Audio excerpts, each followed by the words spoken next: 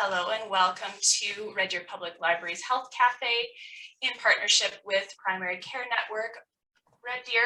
Today's Health Cafe is a postpartum mental health, and I will be passing this on to Michelle Abbott and Ivy Parsons. Thank you, Alyssa. Good afternoon, everyone, and welcome to the Red Deer Primary Care Network's Health Cafe on postpartum mental health. My name is Michelle Abbott, and I am a registered nurse with the Red Deer Primary Care Network's Pregnancy and Babies program. And I am honored and privileged to support patients with their health and wellness goals during preconception, during pregnancy, and into that first year postpartum. I am an advocate for maternal mental health screening and that support that follows. And I am grateful for this opportunity to present today's Health Cafe with a colleague from Alberta Health Services, Ivy Parsons, and I'll turn it over to Ivy to introduce herself. Hi, I'm Ivy Parsons. I'm with Alberta Health Services, Addiction and Mental Health with the Enhanced Services for Women program. We are a program for expectant and postpartum moms seeking support for addiction and mental health. We offer individual counseling and group support, and we are a free service here in Red Deer. If you have any questions during the presentation today, please put them in the chat box and we will save some time at the end to answer those questions. So today we are here to discuss postpartum mental health, sometimes referred to as the fourth trimester. Just when you thought you've reached the finish line of pregnancy, you discover there is one more trimester to get through. This session is a brief introduction on the transition and adjustment into motherhood. The postpartum adjustment period can be challenging as new mothers navigate low moods, sleepless nights, and anxiety. We want to talk about this today to bring awareness in our community of how important this topic is and to encourage women to access supports they may need so women do not struggle in silence. Today's session focuses on new moms because we know how much information is out there on caring for your new baby. But we know moms are still getting missed. We want moms to know that today we want to start with you. It can seem strange or conflicting to care for your own mental health when there is a lot of pressure to have to focus solely on the caring of your baby. This can overshadow a mom caring for or even prioritizing her own needs. It's important to remember a mom's mental wellness sets the foundation for their children's future and their own mental health. A woman is at the highest risk in her lifetime of developing a new mental illness within the first year after having a baby. Studies indicate that 1 in 5 women will experience a postpartum mood disorder, and 50% of these women would have experienced symptoms of anxiety and/or depression during their pregnancy. This is for a variety of reasons, such as hormones, physical changes to the body, worries about the baby's development in utero, worries about pregnancy loss or a history of experiencing loss, feeling overwhelmed and unprepared, worries about labor and delivery and/or an unplanned pregnancy. Not surprisingly, the pandemic and COVID-19 has increased the demand for services, which is evidenced by a recent study out of the University of Alberta, which demonstrated that 1 in 3 women currently is requiring support postpartum. Getting support in pregnancy for your mental health decreases the need for mental health support postpartum. The sooner you ask for help, the sooner you can move through the season of motherhood. 60% of women have no prior history of mental health concerns to alert them.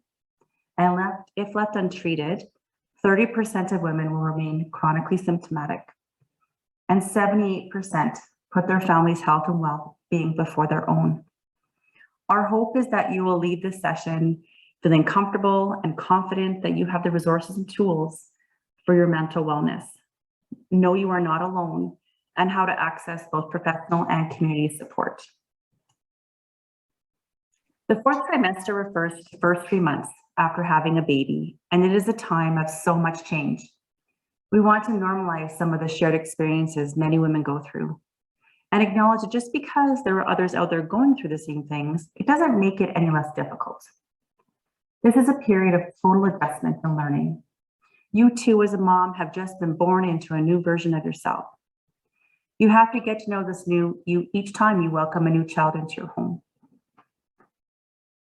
We understand that our bodies change as do our hormones, but sometimes we forget that emotionally we also change. This isn't always a negative thing. Many major life areas are impacted when you've become a mother. It's a lot of change to go through in a very short amount of time. The areas we will focus on today include a mother's mood. We want to share some of the most common themes that we see with women's mental health postpartum. The role of sleep, hormones, adjustment, and of course, we will end with talking about supports that are available. I wanted to share an example of how anxiety can present in the postpartum period to both normalize and highlight a common experience. Amanda's experience is an excerpt taken from a book called Dropping the Baby and Other Scary Thoughts, Breaking the Cycle of Unwanted Thoughts in Parenthood. Amanda said she was never a worrier until she had a baby. When describing herself, she said, "I used to be such a go with the flow kind of person. Nothing ever bothered me. But since Aiden was born, it's like my nerve endings are all frayed. Everything inside my body pulsates. I feel like I'm vibrating. Everything seems magnified. I'm always on high alert. The baby makes one sound and I jump to attention, like a soldier ready for battle. What if something's wrong? What if he's sick? What if he needs to go to the hospital? It feels I will never sleep through the night again. Sometimes all of this feels like the greatest gift. Other times it feels like I'm imprisoned by my own life." There are a lot of different words or terminology you might hear in reference to the mother's mental health after having a baby. Some of these terms used today to describe the adjustment challenges and distress some women experience in the postpartum period include postpartum blues or baby blues, postpartum depression, postpartum anxiety, postpartum psychosis, postpartum mood disorder, perinatal distress, postpartum stress syndrome. I'm going to turn it over now to Ivy, and she will share more information about some of these different terms. You're muted, Ivy. Oh, There you go. okay. Perfect. So to start, many of you have probably heard of the baby blues and postpartum depression. So I want to differentiate the two to help moms know when to seek support. So the baby blues refers to the sadness and crying spells that usually start within the first 3 days after delivery and can last up to 14 days. Moms may also experience poor concentration, irritability. It occurs in about 50 to 80% of new moms. So it is quite common. And many women interpret this period of significant hormone dysregulation as a postpartum mood disorder. What we'd like is for we want to encourage moms to wait a few weeks before coming to that conclusion. Most women will feel much better after a few weeks. But when symptoms persist, the woman may be experiencing postpartum depression. So this can occur anytime within the first year, and this shows up in many ways, including sadness, difficulty bonding with baby, loss of pleasure or interest in things that once brought you joy, loss of libido, thoughts of suicide, or more commonly, these dark thoughts show up from moms who say things like, "My family would be better off without me." It can also show up like exhaustion, irritability, tearfulness, and reactivity. Postpartum anxiety is under the umbrella of postpartum depression, but we're going to talk about that separately because there's lots to say on that topic. So the less common but equally important for us to share information on is postpartum psychosis. And we rarely see women, but 1 in 1,000 women may experience this, and there really isn't anything that a mom could do to prevent it. So I want to share today just what that might look and feel like. Moms may experience hallucinations, delusions, or inaccurate perceptions of reality and really behaving in ways that are out of character. So postpartum psychosis is always a medical emergency and requires immediate intervention, which is usually hospitalization or medication. And I know this can be scary, but we want you to be informed. And then we're going to talk about the big elephant in the room, which is postpartum anxiety. Postpartum anxiety is one of the most common symptoms we see in women here in Red Deer through the Enhanced Services for Women program. And anxiety is a natural adaptive response we experience when we feel unsafe or threatened. We perceive many kinds of threats. Some can be specific and real, some more vague, like a general sense something bad will happen. We may also have an anxious response to a threat we're imagining in our minds, like picturing something bad happening. So anxiety can show up in our bodies, in our minds, and in our actions and behaviors. And so in our body, what that looks like is increased heart rate, sore throat, tight chest, shallow breathing, loss of appetite, difficulty falling or staying asleep. In our mind, the way that shows up is really like racing thoughts about the future, imagining worst case scenarios, ruminating, worrying, or obsessing over certain things. And then in our actions and behaviors, what this can look like is avoiding certain situations and activities, people, places, and things, avoiding them, or trying to over control, when the baby naps and the environment in which the baby naps in, and or it's always asking others for constant reassurance, checking things repeatedly, being extra careful or vigilant. Most commonly in new moms, we see perfectionist tendencies that show up as this bar of standards and shoulds and expectations, and that bar just keeps moving. So what I want you to hear is the scary thoughts that moms have postpartum are what we call intrusive thoughts. And these are actually a symptom of anxiety. And studies show that 90% of women experience intrusive thoughts after having a baby. So we know that this is a symptom of anxiety. But what many people don't know is that intrusive thoughts are actually what's called ego dystonic, meaning the exact opposite of your values and beliefs. So research shows that these thoughts do not lead to action, but the thought is more risky to the mom than the baby. So there are common themes, and we know that this can be really distressing if they show up at all. But we want to share the common themes because there's so many times I share this with moms and they're like, I'm so happy you shared this.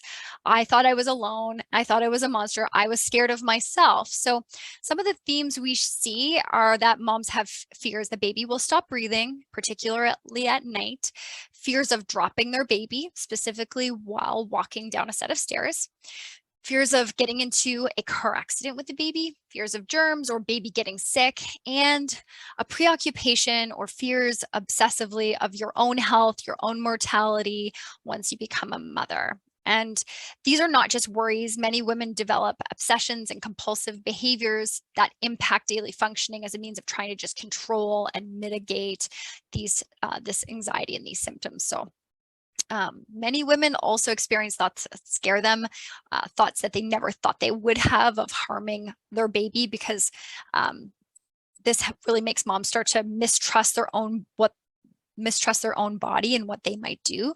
So mom, if you're aware of these thoughts and they disturb you, we understand this is really distressing. And so I think awareness really is the key. And we want you to be able to talk about it, to let it lose its power over you. We know this is stressful and scary. So our one tip today is if not to be scared, ask for help. And, our scary thoughts are only what we make them mean. And if you have awareness and you ask for help, then you're on the right track. Talk to your doctor, talk to a loved one, talk to a counselor, and we can help you with strategies on how to navigate through these difficult and scary thoughts. So birth trauma, we want to talk about birth trauma because it is just such a big piece of a woman's experience, many women's experience. So the next 3 slides, we're going to talk about the less commonly talked about impact, how moms think, feel, and cope. And birth trauma can happen to anyone at any phase of the childbearing process. It's not about the way birth looks, it's really about the way birth feels. So the ingredients that tell us if the birthing experience was traumatic is what the mom thinks and feels, not what a health professional deems to be traumatic. It can be an actual or threat of serious injury or the perception that the baby was at risk, even if it was not medically recognized. So trauma is in the eye of the beholder.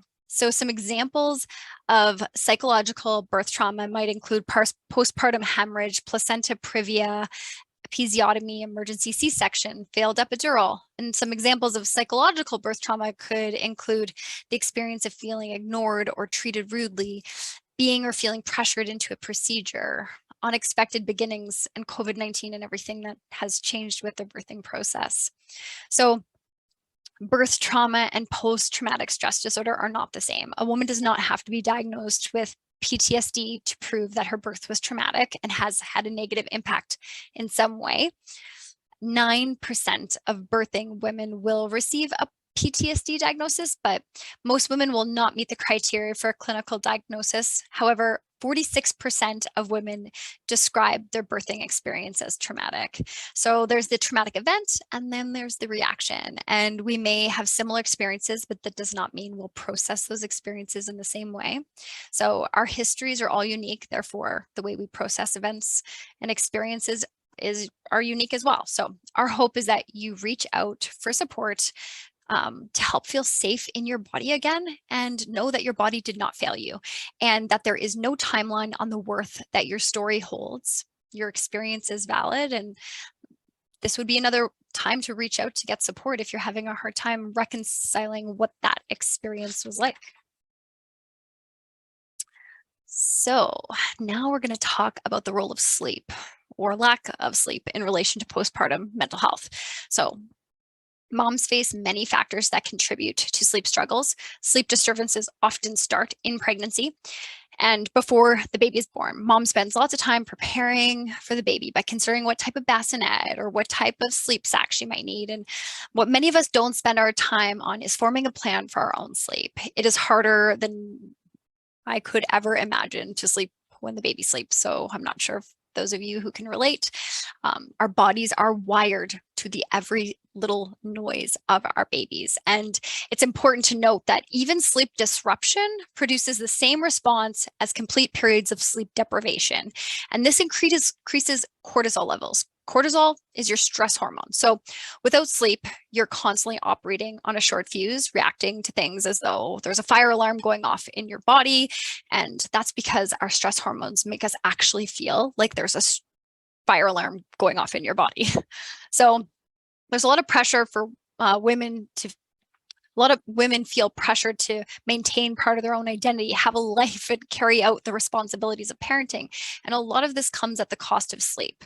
So sleep deprivation can be problematic at the point if you notice your sleep patterns are unrelated to baby, and if you're having trouble falling asleep or staying asleep. We encourage you to connect for support. So we hope that you can share the responsibility of your infant's sleep with someone and treat your own sleep as just as important as your baby's. Did you know that your hormones fall off of a cliff after pregnancy? And this is another big contributor to the way we bounce forward after having a baby. And this change is considered the most significant and fastest hormone change any human can experience. So the change in estrogen and progesterone can have a significant impact on moods, cravings, energy, stress hormones, and your thyroid and how you feel day to day.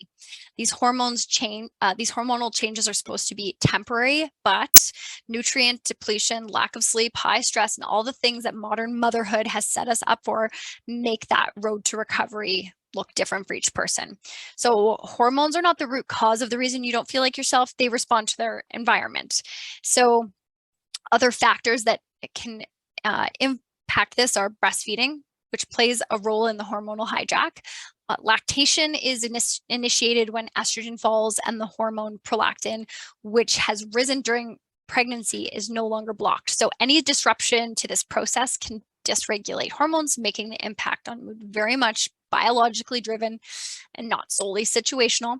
What baby needs, baby gets from mom through breastfeeding, further depleting mom, which can impact hormones. So lastly, after pregnancy, thyroid functioning. Your thyroid is a vital hormone gland and responsible for your metabolism and the growth and development of your body. It can take time to return to pre-pregnancy levels. And really the big takeaway here is that this will not last, but your body does need time. It took how long for you to grow a human, and it's going to take some time for your body to readjust. And the return of your menstrual cycle will aid in this process. And just be patient with yourself and ask for help if you feel like you're needing extra support. Thank you, Ivy, for sharing all that information. Now, if you are struggling with your mental health during pregnancy and or postpartum, please don't assume these feelings will just go away. Don't hesitate to ask for help or waste precious energy feeling guilty. Please don't think this is what being a mother feels like, or let your anger, fear, confusion, panic, pain, or any other symptom define who you are. Don't believe your misleading thoughts or doubt your ability to be a good mother. Please don't wonder if your scary thoughts are too scary to tell someone. Please do tell someone. Please don't skip meals, even if you're not hungry. And don't underestimate the healing power found in your supportive relationships. What we do encourage you to do if you're struggling is to please remember it's so important to ask for help. Please understand you will not always feel this way. Let someone that you trust know that what you're feeling and what you're thinking, and to believe in your ability to heal and feel better. Please be kind to yourself and surround yourself with people who care about you. And most important, remember to breathe. Also remember it's okay to survive and not thrive. Survival means taking care of you, your basic needs, and taking care of the baby. When we do an expectations check for ourselves, it's always helpful to consider what is imminent and what can wait. For example, mom eating meals is imminent or essential, but mom washing the floors can wait. And survival means just that, survival.